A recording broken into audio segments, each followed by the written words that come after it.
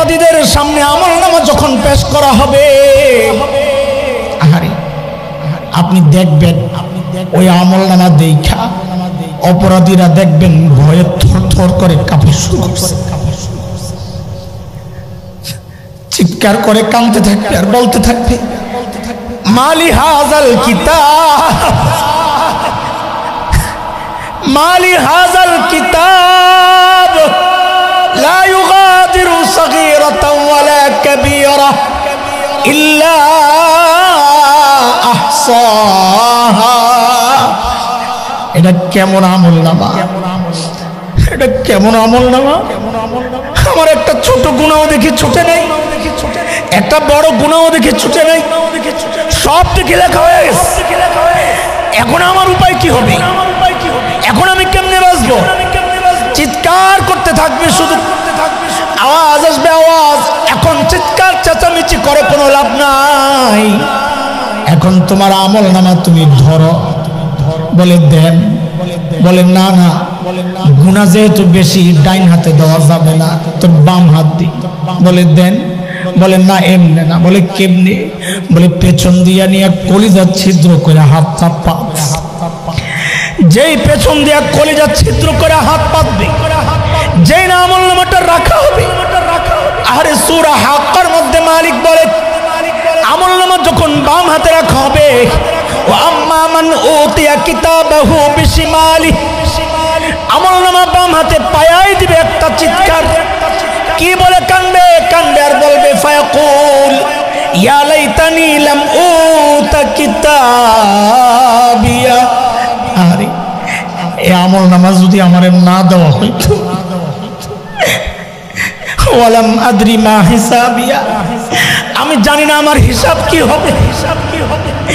আমার আপনার তো হিসাবের কোনো চিন্তা নাই, অথচ জান্নাতের গ্যারান্টি পাওয়া আবু বকর রাদিয়াল্লাহু আনহু হিসাবের ডরে দূরে নির্জনে একা একা যায়, কাঁদতেন আর বলতেন আরে আমি হিসাব কেমনে দেব? জিহ্বাটা ধইরা টাইনা টাইনা ছিঁড়তে চাইতেন। বলে সব নষ্টের কষ্টের সমস্যার মূল তুই। যাই ওই গাছের পাতার দিকে তাকায়া তাকায়া কাঁদতেন আবু বকর আর বলতেন ইয়া লাইতানি কুনতু ওয়ারাকা মিনাশ শাজারা তুদাদ ওয়া তুকাল। হায় আমি মানুষ না হইয়া যদি ওই গাছের পাতা হইতাম, আমি আবু বকর মানুষ না হইয়া যদি এই গাছের পাতা হইতাম, তো জীবজন্তু আমার চাবায়া চাবায়া খায়া ফেলতো, আমার আর হিসাব দেওয়া লাগতো না। এখন আমি আবু বকর হিসাব কেমনে দিব? সেদিন বান্দা ওই আমলনামা বাম হাতে নিয়ে চিৎকার করবে আর কানবে আর বলবে ওয়ালাম আদরি মা হিসাবিয়া, আমি জানি না আমার হিসাব কি হবে। ইয়া লাইতাহা কানাতিল কাদিয়া, মৃত্যু পর্যন্তই যদি সব শেষ হয়ে যেত তাইলে তো আজকে আর এই বিপদে পড়া লাগে না।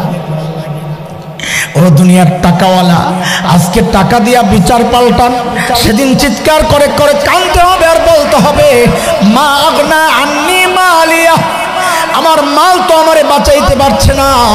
আজকে ক্ষমতার দাপট দিয়া বিচার পাল্টান, সেদিন চিৎকার করে করে কাঁদতে হবে আর বলতে হবে হালাকা আন্নি সুলতানিয়া, আমার ক্ষমতাও তো এখন শেষ, আমার ক্ষমতাও তো আমারে বাঁচাইতে পারতেছে না, এখন আমার উপায় কি হবে? আল্লাহ আযাবের ফেরেশতাদেরকে ডেকে বলবেন খুযুহু ফাগুল্লু সুম্মাল জাহিমা সাল্লু, ধর এগুলোরে ধর, মেরি পড়া তাই না হেসায়া নিয়া জাহান্নামে। সুম্মা ফি সিলসিলাতিন যারউহা জিরান ফাসলুকু, 70 গজ লম্বা শেকল দিয়া পেঁচায়া পেঁচায়া টাইনা টাইনা নিয়া জাহান্নামে নেওয়া হবে। হযরত আব্দুল্লাহ ইবনে আব্বাস বলেন ওই 70 গজ লম্বা শেকল দিয়া কেমনে টানা হবে জানোনি? হযরত আব্দুল্লাহ ইবনে আব্বাস বলেন শেকলের একটা মাথা নাকের ছিদ্র দিয়া ঢুকাইয়া নাকের ছিদ্র দিয়া ঢুকাইয়া পায়খানার রাস্তা দিয়া বের কইরা দলা মোসরা কইরা টাইনা টাইনা নিয়া জাহান্নামে বালায়। আরে দোস্ত এমন কঠিন আযাবের মুখোমুখি যদি হতে না চাই, তা আমল নামা যেন বাম হাতে না আসে, দুনিয়া থেকে ব্যবস্থা করে যাই। ব্যবস্থা একটাই, গুনাহগুলো ছাড়িয়ে দিব, অতীতের গুনাহ মুছে ফেলবো ইনশাআল্লাহ। বলেন ইনশাআল্লাহ, ইনশাআল্লাহ, ইনশাআল্লাহ। তো এক নাম্বার, বলো তো ছাত্ররা, এক নাম্বার মানে কি? এক নাম্বার গুনাহ ছাড়ার সহজ রাস্তার এক নাম্বার। জবাব ঠিক মতো দিবা, বড় মুখস্থ হয় না, মুরগি বানাই আমার অভ্যাস খারাপ আছে। বলেন এক নাম্বার কিসের? এক নাম্বার গুনাহ কেন ছাড়বো? আল্লাহকে রাজি কেন রাখবো? মৃত্যুর সময় যেন আল্লাহ ডেকে বলেন, বান্দা আমি তোমার উপর। এক নাম্বার। যত বিপদ দেখবেন, যত বিপদ দেখবেন, হুচুট খায়া পড়ছে, আপনি মনে মনে ভাববেন এটা আমার গুনার ফসল। অসুস্থ হয়ে গেছে, আপনি মনে মনে ভাববেন এটা আমার গুনার ফসল। একটু ভেঙে নেই, বিপদ শুধু গুনার কারণে আসে না। বিপদ আল্লাহ নেককার বান্দাকেও দেন পরীক্ষা করার জন্য। কিন্তু আমি ওইটা ভাববো না যে আমাকেও আল্লাহ পরীক্ষা নিচ্ছেন, তাইলে আমার ভেতরে একটা ভাব আসতে পারে যে আমি মনে বুজুর্গ হয়ে গেছি, আল্লাহ আমার পরীক্ষা নিচ্ছেন। আরে না, আমারই পরীক্ষা নেবেন কেন? পরীক্ষা তো নেবেন আল্লাহ তার স্পেশাল বান্দাদের। আমি কি স্পেশাল নাকি? আমি পাপী বান্দা, আমারও আল্লাহ বিপদ দিচ্ছেন আমার গুনার কারণে। ব্যবসা মন্দা, আমি ভাববো আমার গুনার ফসল। সন্তান কথা শুনে না, আমি ভাববো আমার গুনার ফসল। বিবি কথা শুনে না, আমি ভাববো আমিও তো আমার মালিকের কথা শুনি না। কিন্তু আমাদের সমস্যা কি জানেন? আমরা এগুলা ভাবতে রাজি না। বিবি কথা শোনে না, দৌড়ায় আসছে হুজুরের কাছে, হুজুর আমার বউ কথা শোনে না। তোমার বউ কথা শোনে না, আমি কি করবো? আপনাকে হুজুর গো যেই কাম ওইটাই করবেন। আর কি কাম? একটা তাবিজ দেন। আম করে আল্লাহ বানাইছে আপনার করে তাবিজ দেওয়ার জন্য, তাই না? পানি পড়া দেওয়ার জন্যে, আর খতম আর জানাজা পড়ার জন্য। তো হুজুর কারে বেটা, তাবিজ দিয়া সব কাম হয় না। প্রত্যেকটা জিনিস জোড়া লাগার জন্য তৃতীয় একটা জিনিস আছে, আল্লাহ সেটা নির্ধারণ করে রাখছে। যেমন কাপড়ে কাপড়ে জোড়া লাগছে কি দিয়া? সুতা দিয়া। এখানে লোহায় কাজ হবে, এই কাঠে কাঠে জোড়া লাগছে কি দিয়া? লোহা দিয়ে। এখানে সুতায় কাজ হবে। ইটে ইটে জোড়া লাগছে কি দিয়া? বালি সিমেন্ট দিয়া। এখানে সুতা আর লোহায় কাজ হবে। দিলে দিলে জোড়াও, তাবিজ দিয়া লাগে না। বলে কি দিয়া লাগে?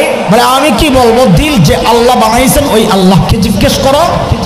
তো আল্লাহকে জিজ্ঞেস করছি, আল্লাহ দিলে দিলে জোড়া কি দিয়া লাগে? তো আল্লাহ সূরা মারিয়ামের মধ্যে জানায়া দিচ্ছেন, ইন্নাল্লাযীনা আমানু ওয়া আমিলুস সালিহাত সায়াজআলু লাহুমুর রাহমানু উদ্দা। আল্লাহ বলেন, বান্দা তোর ঈমান ঠিক কর, আমল ঠিক কর, দিলে দিলে মোহাব্বত আমি আল্লাহ তৈরি করি। যেই হুজুর একটু বুঝাইছেন, এখন তো রাগ হয়ে গেছে। হুজুর আপনারা না বড় খারাপ, সব জায়গায় খালি ধর্মটাই না। আছে এমন মানুষ, এই সমাজে আছে এমন মানুষ। সমস্যা হুজুরদের না, সমস্যা আপনার। আপনি মনে করেন ধর্ম মসজিদের জায়গা, ধর্মের কাম মাদ্রাসায়, সব জায়গায় ধর্মে আসবে কেন? এটা আপনার সমস্যা, এটা আলেমের সমস্যা না। আল্লাহ ধর্ম পাঠাইছেন সব জায়গার জন্যই। মসজিদেও ধর্ম চলবে, সংসদেও ধর্ম চলবে, সংসদ সচিবালয়, বাজার, মার্কেট, সব জায়গায় ধর্ম চলবে। এটা আপনার সমস্যা। মৌলবীদেরকে রাজপথে দেখলে আপনার মাথা খারাপ হয়ে যায়। হুজুরও মিছিল করে, হুজুরও, কারণ আপনি মনে করছেন হুজুরের কাম খালি আজান দেওয়া। আপনার সমস্যাটা হুজুরের সমস্যা। আল্লাহ ধর্ম পাঠাইছেন সব কিছু করার জন্য। কথা বলেন, আমি এমন অসম্পূর্ণ ধর্ম গ্রহণ করি নাই আলহামদুলিল্লাহ, যে ধর্ম আমাকে জীবন চলার কোনো জায়গায় দিক নির্দেশনা দেয় নাই। আমি তো এমন অসম্পূর্ণ ধর্ম গ্রহণ করি নাই আলহামদুলিল্লাহ। আমাদের ধর্ম টয়লেটে কিভাবে যেতে হয় সেটাও শিখেছে আলহামদুলিল্লাহ। যে হুজুর এই কথা কইছে, আমি তো আরো রাগ হয়ে গেছে। বেটায় লাগবো না আপনার ওই সমস্ত তাবিজ টাবিজ। তো হুজুর লাগে খাতির আছে, হুজুর ধরছে, এই তুই যে রাগ হয়ে যাস গা, কি করবি যায়া কত? বউ যেই জন্য রাগ হইছে ওইটা মিটাইয়া যাবো। কি জন্য রাগ হইছে? ওই যে হিন্দি সিনেমার একটা সিরিয়ালে শাড়ি একটা দেখছে, ওটা দেখে পছন্দ হয়েছে, দেই না দেখেই তো এক সপ্তাহ দিলাম, তরকারি মজা হয় না। কত 10,000 লাগে, শাশুড়ির একটা দেবো, 2 বছরের জন্য রাখবো। আমি আর আপনি যে টাকা দিয়ে দিল জয় করতে চাইবো, ওটা আল্লাহ জানেন কিনা? কথা কয় না, আল্লাহ জানেন কিনা? আল্লাহ যাই না কি বলতেছেন সূরা আনফালের মধ্যে, আর কি সুন্দর করে আল্লাহ বলে দিয়েছেন। আল্লাহ বলেন তুই টাকা দিয়ে দিল জয় করবি, কয় টাকা রে? 10, 20, 1000, লাখ, মিলিয়ন, বিলিয়ন, ট্রিলিয়ন, সারা দুনিয়াও যদি খরচ করস দিলে দিলে জোড়া লাগাইতে পারবি না, কারণ এটা টাকার কাজ না, এটা আমি আল্লাহর কাজ। কার কথা? আল্লাহ বলছেন وَأَلَّفَ بَيْنَ قُلُوبِهِمْ لَوْ أَنفَقْتَ مَا فِي الْأَرْضِ جَمِيعًا مَا أَلَّفْتَ بَيْنَ قُلُوبِهِمْ وَلَكِنَّ اللَّهَ أَلَّفَ بَيْنَهُمْ إِنَّهُ عَزِيزٌ حَكِيمٌ।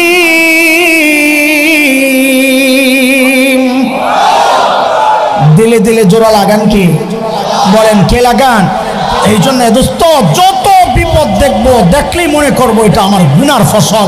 যখন দিল আর দিমাগের মধ্যে বসে যাবে যে গুনাহ করলে বিপদ হয়, তখন আস্তে দেখবেন গুনাহ থেকে বাঁচা আপনার জন্য সহজ হয়ে গেছে। সহজ বুঝে আসছে কথা?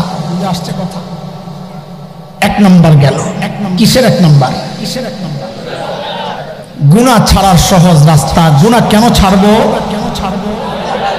আল্লাহকে রাজি করানা রাখার জন্য। কেন রাখবো? মৃত্যুর সময় যেন আল্লাহ ডেকে বলেন বান্দা আমি তোর উপর। 2 নাম্বার, এই যে এখানে বসে আছেন গুনাহ করতেছেন, গুনাহ যে ছাড়ছেন কষ্ট লাগতেছে আপনাদের? ওহো, তাইলে তো বোঝা গেল এখনো এমন কিছু আছে যার কারণে আমরা গুনাহ তো ছাড়ছি কিন্তু আমাদের কষ্ট লাগে না। কি সেটা? টিউবলাইট, এই সামিয়ানা আমাদের বড়রা ওইটাও বের করে দিয়েছেন যে এখানে যে বসছি গুনাহ যে ছাড়ছি কষ্ট লাগে না। কি এটা? সেটা হইল নেককাররা যখন একসাথে থাকে তখন গুনাহ ছেড়ে দেওয়া সহজ হয়ে যায়। এই জন্য দোস্ত বলি, আপনি শাইখুল হাদিস না মুহাদ্দিস, মুফতি না ইমাম না খতিব না পীর না ডাক্তার না ইঞ্জিনিয়ার না ব্যবসায়ী জানার দরকার নেই। আপনি যদি ইমানদার হয়ে থাকেন তো একজন আল্লাহওয়ালার সাথে যায়া সম্পর্ক করেন। আল্লাহওয়ালার সাথে সম্পর্ক করলে, আল্লাহওয়ালাদের কাছে গেলে, নেককারদের সঙ্গে থাকলে গুনাহ ছেড়ে দেওয়া সহজ হয়ে যায়। এটা অনেকে বলে এটা অযৌক্তিক কথা, পীর মুরিদি এগুলো শুনলে অনেকের গা জ্বালা জ্বালা করে। হ্যাঁ করে, ওই যে দেওয়ানবাগিরে দেখে হ্যাঁ অভ্যস্ত। এই জন্য আল্লাহওয়ালা হক্কানি পীর মাশায়েখ আছে না, আছেন তো, তাদের কাছে গেলে গুনাহ ছাড়া সহজ হয়। কেন? আপনি যুক্তি দিয়েও বুঝেন, কোরআন হাদিস তো আছে।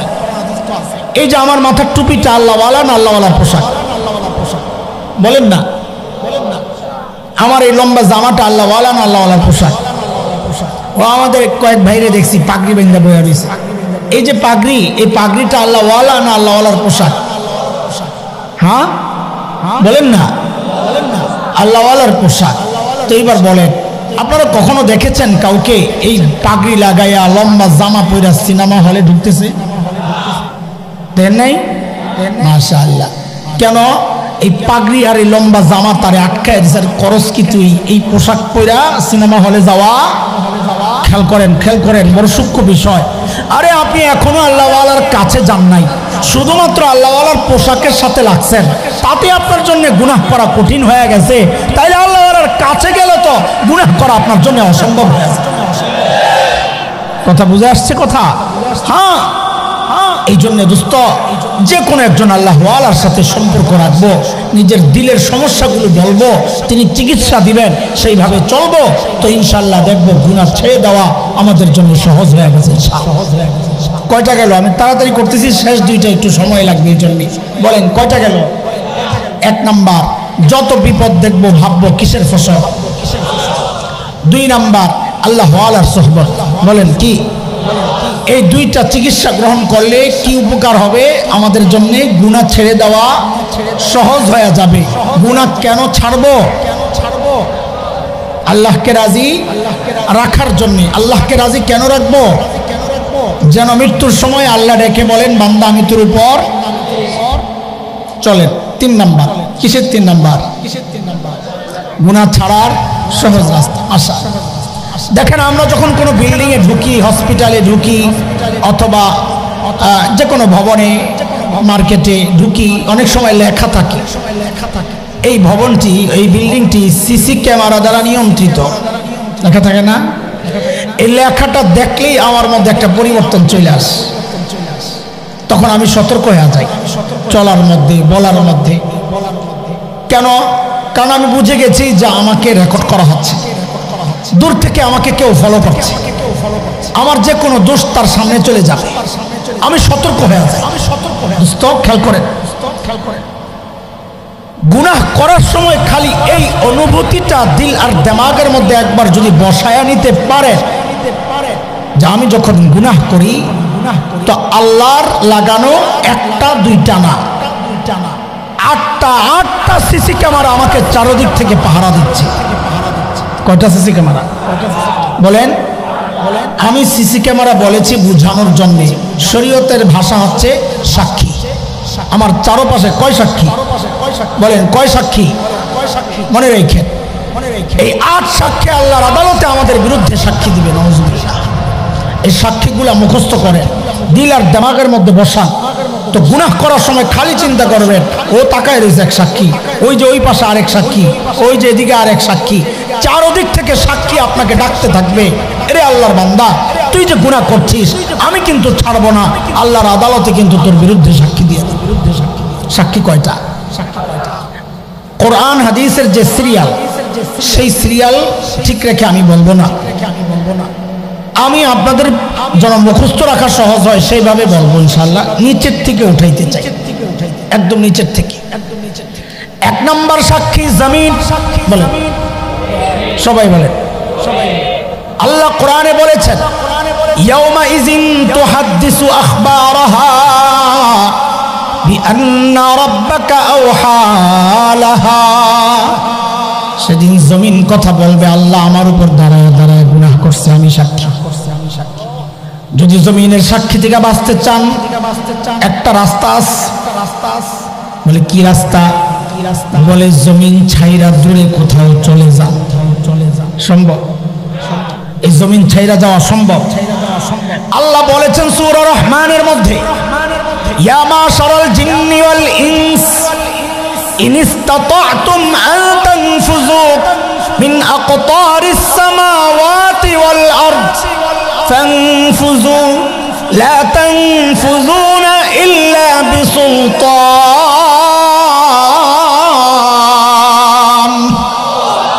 ও জিন ও মানুষ, যদি তোমাদের শক্তি সামর্থ্য থাকে তো এই জমিন আসমানের পরিধি থেকে বের হয়ে যাও। আল্লাহ বলেন আমি না চাইলে তুই পারবি না, পারবি না, পারবি না। এই জন্য গুনাহ করার সময় একবার তো ভাবেন আহারে জমিন তো সাক্ষী হয়ে যাচ্ছে, এই জমিন তো আমার বিরুদ্ধে সাক্ষী। কয় সাক্ষী? কয় সাক্ষী বলেন? কয় সাক্ষী? 1 নাম্বার, 1 নাম্বার। 2 নাম্বার সাক্ষী পা, 2 নাম্বার। 3 নাম্বার সাক্ষী হাত। বলে নিচের থেকে ওঠান। 1 নাম্বার সাক্ষী, 2 নাম্বার, 3 নাম্বার। কোরআনের কথা সূরা ইয়াসিনে মালিক বলেন আল ইয়াওমা নাখতিমু আলা আফওয়াহিহিম ওয়া তুকাল্লিমুনা আইদিহিম ওয়া তাশহাদু আরজুলুহুম বিমা কানু ইয়াকসিবুন। সেদিন আল্লাহ জবান বন্ধ করে দিবেন, মোহর লাগাইয়া দিবেন, জবানে কথা বলা বন্ধ। তখন হাত কথা বলবে, হাত ও আল্লাহ এই হাত দিয়ে আমি গুনাহ করছি, আমি সাক্ষী। পা কথা বলবে, পা ও আল্লাহ এই পা দিয়ে আমি গুনাহ করছি, আমি সাক্ষী। কই কই গেছেন হাইটা হাইটা গুনাহ করার জন্য, পা কথা বলবে। কি কি জায়গায় হাত দিয়া গুনাহ করছেন, হাত কথা বলবে, জমিন কথা বলবে। কয় সাক্ষী গেল বলেন? বলেন তো 1 নাম্বার, 2 নাম্বার, 3 নাম্বার। 4 নাম্বার সাক্ষী কান। বলেন 4 নাম্বার সাক্ষী। 5 নাম্বার সাক্ষী চোখ। বলেন 6 নাম্বার সাক্ষী চামড়া। বলেন বলেন 4 নাম্বার সাক্ষী, 5 নাম্বার সাক্ষী, 6 নাম্বার সাক্ষী, সূরা হামিম আর সিজদার মধ্যে আসছে। আল্লাহ বলেন আয়াত 22-20 এগুলো পড়লে পাবেন। আল্লাহ বলেন হাত্তা ইযা মা জাউহা শাহিদা আলাইহিম সামউহুম ওয়া আবসারুহুম ওয়া জুলুদুহুম বিমা কানু ইয়ামালুন।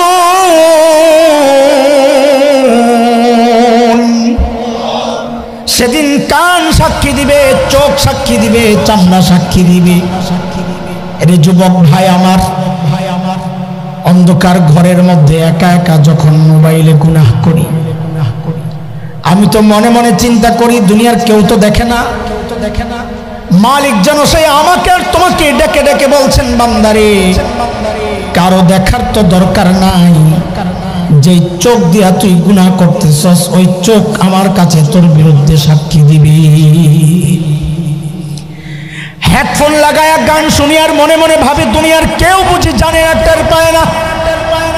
আল্লাহ যেন সেই আমাকে আর আপনাকে ডেকে ডেকে বলছেন বান্দারে দুনিয়ার কারো জানার দরকার নাই, যে কান দিয়া তুই গুনাহ করতেছস ওই কানও তো আমার কাছে তোর বিরুদ্ধে সাক্ষী দিবে। তুই পালায়া যাবি কোথায়? চামড়া কথা বলবে, চামড়া মানুষ চামড়াকে জিজ্ঞেস করবে রে চামড়া তোরে কত ঘষা মাজা কইরা যত্ন নিলাম, তুই আমার বিরুদ্ধে কেন সাক্ষী দিলি? ওয়াকালু লিজুলুদিহিম লিমা শাহিদতুম আলাইনা ক্বালু আনতাকানাল্লাহ ক্বালু আনতাকানাল্লাহুল্লাযী আনতাকা কুল্লা শাই। চামড়া কথা বলবে, চামড়া বলবে আমার কি দোষ যে আল্লাহ সব কিছুকে কথা বলার সামর্থ্য দিয়েছেন, ওই আল্লাহ আমাকেও কথা বলার শক্তি দিয়া তোমার বিরুদ্ধে সাক্ষী দেওয়ার হুকুম করেছেন, আমি করব কি? কয় সাক্ষী গেল বলে? মোট সাক্ষী কয়টা? 1 number, 2 number, 3 number, 4 number, 5, 6, 7 number সাক্ষী কিরামান কাতিবিন। এটা পরীক্ষা লই আপনাকে। কিরামান কোন কান্দে থাকে?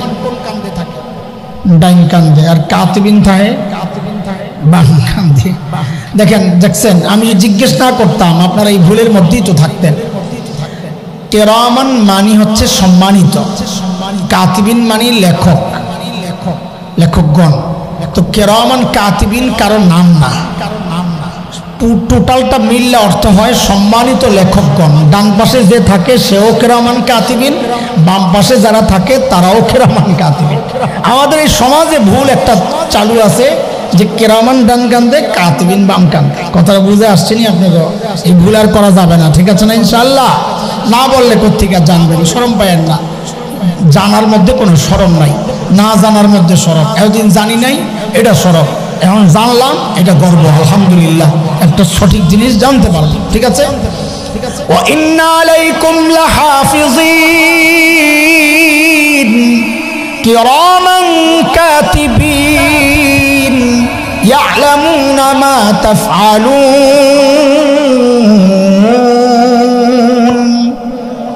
ফেরেশতারাও দাঁড়ায় যাবে, 7 নাম্বার সাক্ষী। ফেরেশতারা দাঁড়ায় যাবে, বলবে আল্লাহ এই বান্দা কই কই গেছে, কি কি করছে সব আমরা জানি আল্লাহ, আমরাও সাক্ষী। আরে বাঁচার কোনো উপায় নাই। কয় সাক্ষী গেল বলেন? জোরে তাড়াতাড়ি তাড়াতাড়ি। সাক্ষী মোট কয়টা? শোনায়া দেন তো 7টা। 1 number, 2 number, 3 number, 4 number, 5 number, 6 number, 7 number, 8 number হইল আসল সাক্ষী। 8 নাম্বার আসল সাক্ষী। দেখেন কোরআন হাদিস এটাকে আসল সাক্ষী বলা হয় না, তো আপনি বলেন কেন? কোরআন হাদিসের বলার ঢং দেখে আমার কাছে মনে হয়েছে, আমি খেয়াল করছি সবগুলো সাক্ষী বলার সময় আল্লাহর বলার ঢং ছিল একরকম, কিন্তু যেই দেখলাম এই সাক্ষী আয়া পড়ছে, এখন দেখি যে আল্লাহর বলার ঢং পাল্টায় গেছে। সেই সাক্ষীটা হচ্ছে প্রত্যেকের আমল নামা। সেই সাক্ষী কি? বলেন সেই সাক্ষী কি? প্রত্যেকের আমল নামা বলার সময় দেখলাম আল্লাহ খুব কঠোর হয়ে গেলেন, বলার ধরন পাল্টায় গেছে। যেমন আপনি কয়টা শোনাম, সূরা কাহাফেরটা শোনাম। আল্লাহ নবীকে ডেকে বলছেন, ওয়াউদিআল কিতাব ফাতারাল মুজরিমিনা মুশফিকিনা মিম্মা ফীহ। নবী আমার অপরাধীদের সামনে আমলনামা যখন পেশ করা হবে, আহারে আপনি দেখবেন ওই আমলনামা দেখা অপরাধীরা দেখবেন ভয়ে থরথর করে কাঁপা শুরু করছে, চিৎকার করে কাঁদতে থাকবে আর বলতে থাকবে, মালি হাযাল কিতাব, মালি হাযাল কিতাব লা ইউগাদিরু সগীরাতান ওয়ালা কাবীরা ইল্লা আহসাহা। এটা কেমন আমলনামা, এটা কেমন আমলনামা? আমার একটা ছোট গুনাহ দেখি ছুটে নাই, একটা বড় গুনাহ দেখি ছুটে নাই, সব দেখে লেখা হয়ে গেছে। এখন আমার উপায় কি হবে? এখন আমি কেমনে বাঁচবো? চিৎকার করতে থাকবে, শুধু আওয়াজ আসবে আওয়াজ। এখন চিৎকার চেঁচামেচি করে কোনো লাভ নাই। এখন তোমার আমলনামা তুমি ধরো, বলে দেন, বলে না না গুনাহ যেহেতু বেশি ডাইন হাতে দেওয়া যাবে না, তোর বাম হাত দি। বলে দেন, বলে না এমনি না। বলে কেমনি? বলে পেছন দিয়া নিয়ে কলিজা ছিদ্র করে হাত চাপা। যেই পেছন দিয়া কলিজা ছিদ্র করে হাত পাতবে, যেই না আমলনামাটা রাখা হবে। আরে সূরা হাক্কার মধ্যে মালিক বলে আমলনামা যখন বাম হাতে রাখা হবে, ওয়া আম্মা মান উতিয়া কিতাবাহু বিশিমালি, আমলনামা বাম হাতে পায়াই দিবে একটা চিৎকার। কি বলে কানবে? কানবে আর বলবে ফায়াকুল ইয়া লাইতানি লাম উতা কিতাবিয়া। আরে এই আমলনামা যদি আমারে না দেওয়া হইতো, ওয়ালাম আদরি মা হিসাবিয়া, আমি জানি না আমার হিসাব কি হবে। আমার আপনার তো হিসাবের কোনো চিন্তা নাই, অথচ জান্নাতের গ্যারান্টি পাওয়া আবু বকর রাদিয়াল্লাহু আনহু হিসাবের ডরে দূরে নির্জনে একা একা যায় কাঁদতেন আর বলতেন, আরে আমি হিসাব কেমনে দেব? জিহ্বাটা ধইরা টাইনা টাইনা ছিঁড়তে চাইতেন। বলে সব নষ্টের কষ্টের সমস্যার মূল তুই। যাই ওই গাছের পাতার দিকে তাকায়া তাকায়া কাঁদতেন আবু বকর আর বলতেন, ইয়া লাইতানি কুনতু ওয়ারাকা মিনাশ শাজারা তুদাদ ওয়া তুকাল। হায় আমি মানুষ না হইয়া যদি ওই গাছের পাতা হইতাম, আমি আবু বকর মানুষ না হইয়া যদি এই গাছের পাতা হইতাম, তো জীবজন্তু আমার চাবায়া চাবায়া খায়া ফেলতো, আমার আর হিসাব দেওয়া লাগতো না। এখন আমি আবু বকর হিসাব কেমনি দিব? সেদিন বান্দা ওই আমলনামা বাম হাতে নিয়ে চিৎকার করবে আর কানবে আর বলবে, ওয়ালাম আদরি মা হিসাবিয়া, আমি জানি না আমার হিসাব কি হবে। ইয়া লাইতাহা কানাতিল কাদিয়া, মৃত্যু পর্যন্তই যদি সব শেষ হয়ে যেত, তাইলে তো আজকে আর এই বিপদে পড়া লাগে না। ও দুনিয়ার টাকাওয়ালা, আজকে টাকা দিয়া বিচার পাল্টান, সেদিন চিৎকার করে করে কাঁদতে হবে আর বলতে হবে, মা আগনা আন্নি মালিয়া, আমার মাল তো আমারে বাঁচাইতে পারছে না। আজকে ক্ষমতার দাপট দিয়া বিচার পাল্টান, সেদিন চিৎকার করে করে কাঁদতে হবে আর বলতে হবে, হালাকা আন্নি সুলতানিয়া, আমার ক্ষমতাও তো এখন শেষ, আমার ক্ষমতাও তো আমারে বাঁচাইতে পারতেছে না, এখন আমার উপায় কি হবে? আল্লাহ আযাবের ফেরেশতাদেরকে ডেকে বলবেন, খুযুহু ফাগুল্লু সুম্মাল জাহিমা সাল্লু, ধর এগুলারে ধর, মেরি পড়া তাই না হেসায়া নিয়া জাহান্নামে। সুম্মা ফি সিলসিলাতিন যারউহা জিরাআন ফাসলুকুহু, 70 গজ লম্বা শেকল দিয়া পেঁচায়া পেঁচায়া টাইনা টাইনা নিয়ে জাহান্নামে নেওয়া হবে। হযরত আব্দুল্লাহ ইবনে আব্বাস বলেন, ওই 70 গজ লম্বা শেকল দিয়া কেমনে টানা হবে জানোনি? হযরত আব্দুল্লাহ ইবনে আব্বাস বলেন, শেকলের একটা মাথা নাকের ছিদ্র দিয়া ঢুকাইয়া নাকের ছিদ্র দিয়া ঢুকাইয়া পায়খানার রাস্তা দিয়া বের কইরা দলা মোসরা কইরা টাইনা নিয়া জাহান্নামে বালায়। আরে দোস্ত, এমন কঠিন আযাবের মুখোমুখি যদি হতে না চাই, তা আমল নামা যেন বাম হাতে না আসে, দুনিয়া থেকে ব্যবস্থা করে যাই। ব্যবস্থা একটাই, গুনাহগুলো ছাড়িয়া দিব, অতীতের গুনাহ মুছে ফেলবো ইনশাআল্লাহ। বলেন ইনশাআল্লাহ, ইনশাআল্লাহ, ইনশাআল্লাহ।